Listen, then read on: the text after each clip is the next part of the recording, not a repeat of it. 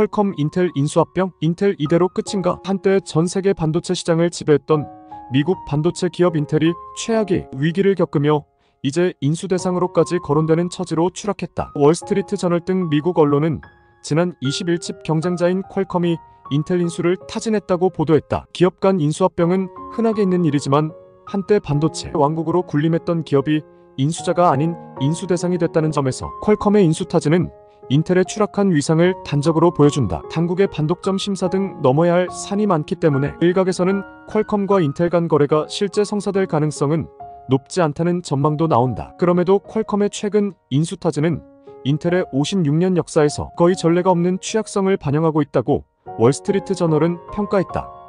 인텔의 위기는 시대의 흐름을 간파하지 못한 전략적 실패에서 나왔다고 전문가들은 분석한다. 모바일 반도체 수요를 놓친 데다 인공지능 AI 칩 시장에서도 뒤처지면서 위기를 겪고 있다는 것이다. CFRA 리서치의 안젤로 지노 분석가는 지난 23년간 AI로의 전환은 인텔에 큰 타격을 입혔다며 인텔은 적절한 역량을 갖추지 못했다고 분석했다. 인텔은 1970년대 후반부터 50년 가까이 PC와 서버에 들어가는 중앙처리장치 CPU 시장을 장악했다. 이를 통해 마이크로소프트 MS와 윈텔 동맹을 맺고 인텔 인사이드라는 슬로건으로 글로벌 반도체 시장을 지배해왔다.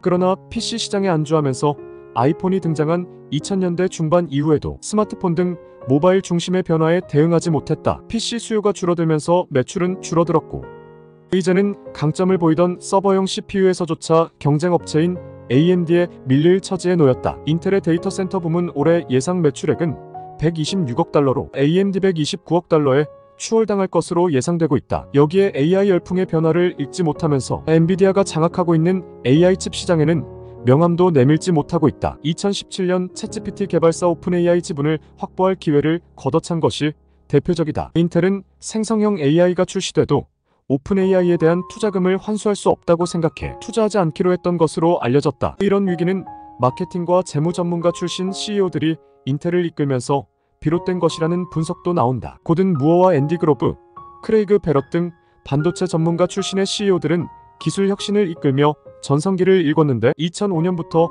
마케팅 전문가와 최고 재무 책임자 CFO 출신들이 CEO에 앉으면서 기술 개발에 소홀했다는 것이다. 오픈AI에 투자할 기회를 놓친 것도 CFO 출신의 밥 스완이었다. 인텔은 2021년 기술 전문가인 팻 겔싱어에게 CEO 자리를 맡겼다. 겔싱어 CEO는 파운드리 반도체 위탁 생산 재진출을 선언하고 미 정부로부터 이른바 인텔 지원법이라고 하는 반도체법을 만들어 수십억 달러의 지원을 받게 됐다. 그러나 10년 이상 손 놓고 있었던 기술 혁신을 따라잡기에는 쉽지 않은 상황이다. 이에 줄어드는 PC 수요 등으로 가속하는 경쟁 속에 분기 매출은 전년 대비 계속해서 감소했고 시장 전망치에도 미치지 못했다. 급기야 지난 2분기에는 매출과 주당 순이익이 모두 월가 전망치를 밑돌고 3분기 예상치도 시장 전망치를 크게 미치지 못할 것으로 예상되면서 주가는 상장 이후 최대 폭인 하루 26% 떨어지기도 했다. 현재 인텔 주가는 20달러대로 최고점이었던 2020년 초 대비 약 70% 하락했다. 인텔은